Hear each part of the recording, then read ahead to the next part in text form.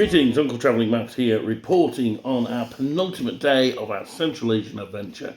And I am sitting at the moment in the kitchen of the USSR hostel. That's our accommodation in Bishkek. And it's quite a cool little place. It's actually two old apartments in the Soviet era block that they kept pretty much as apartments and they use as a youth hostel, well, backpacker hostel. And it's a nice kind of atmospheric place to stay and not expensive. So, yeah, that's that. Anyway, woke up in our holiday resort place, Osteri, I think it was called, and set off to go back towards Bishkek. Didn't get very far though because, first of all, our driver was stopped by the police. I think it was for speeding. He was noticeably less happy after he'd spoken to them than he was before. So there was that.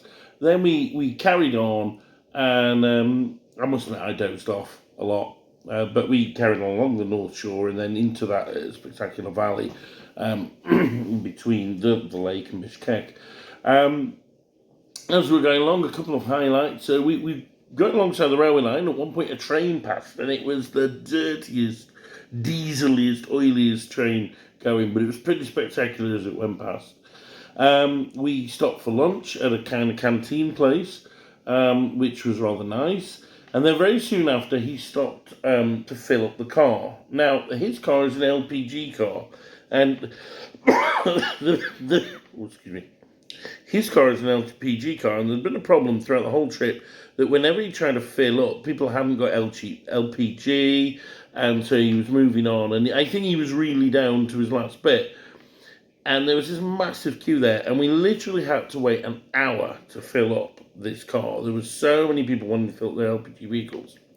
I had a little chat with him about this, and he said 30% of the vehicles in Kyrgyzstan are LPG, and the gas comes from Kazakhstan, Russia, and also a little bit from Uzbekistan. Now, LPG never got big in Britain, and it's meant to be considerably cheaper than petrol or diesel. But I guess the problem is filling up. And when you have to wait an hour at one of the very few places that stocked it, you can see why. But in a country where 30% of the vehicles are LPG, you wouldn't have expected that to be a problem.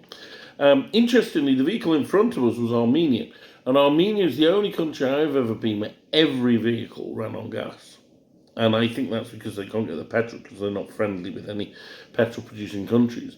But, yeah, so that was that. So we moved on and we made our final stop of the trip, which was the Barana Tower, which is, it's not just a tower. It is a tower, but it's not just a tower. The tower itself is a minaret, or at least the base of a minaret, from the 10th century. So it's one of the oldest minarets in Central Asia. But the minaret was once attached to a mosque, and there was a palace nearby, and a whole city. And it was established, I think, around the 8th century, and it lasted till about the 12th, 13th century. And it was interesting. It was a Silk Road city which was inhabited by Muslims, Buddhists, and Nestorian Christians. And the Nestorian Christians interest me particularly because they're one of those you read about a lot. So, if you read Marco Polo's travels, it's always like, we got to this city, and there was mostly Muslims or mostly idol worshippers, but a few Nestorian Christians. And the Nestorian Christians were massive, and they completely died out, or at least they didn't really die out, they got assimilated into the other populations. And in China, for example, there are Buddhist temples that started off as Nestorian Christian monasteries and churches. But there's very little evidence of them today, and it's nice that here there were all these stones with crosses on and stuff that was some concrete evidence that they existed, and they were once upon a time a massive force. So yeah, there was that. There was also these very interesting kind of pagan carvings of faces, and I think they were gravestones. I think when a warrior died, they carved his face and then put it on a stone and then put it on the grave, and they were pretty atmospheric. So we went there, and then we went back into Bishkek. One interesting thing, that the road that we took, at one point there was a big queue at the side, and I said, where's that for? And he says, they're all going to Kazakhstan. And the road actually ran along the border. The border to Kazakhstan was much closer than I thought. And it follows a river. And for periods, like, the road would run by the river, and then the river would wind and go under the road, and we would be in, there would be big fences on either side because we would actually be in Kazakhstan for, a kilometre or so, and then the river would wind back and the road would be back in Kyrgyzstan. And of course, it's one of those situations that it was built in the Soviet time where it didn't matter. But now it does, and so they've had to, concoct this situation where I think they call them transit zones, where you've got these areas with the fences on either side. And of course, it's quite good that, Kyrgyzstan and Kazakhstan are friendly. If it weren't, it could be a problem. But yeah, so that's that. And we got into Bishkek and checked in our hostel. And then we went to do a little bit of shopping because we bought an extra amount of baggage for the flight back, which we very clearly need because we needed it from Tashkent to Bishkek. So we went and bought an extra bag and also got stuck into a few souvenirs as well. So we had a very naughty KFC meal as well. It just felt like something completely Western after 2 weeks of being very good and eating local food. And it was very nice. And we had a wander around the old Zoom and stuff, and it was all good. And we enjoyed ourselves very, very much.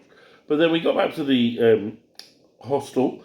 We decided not to go out for a coffee and that, and met a chap in there called Durham, and he's Indian origin, Australian citizen at the moment, and he'd been travelling around, and we had a really wonderful hour or so chatting with him.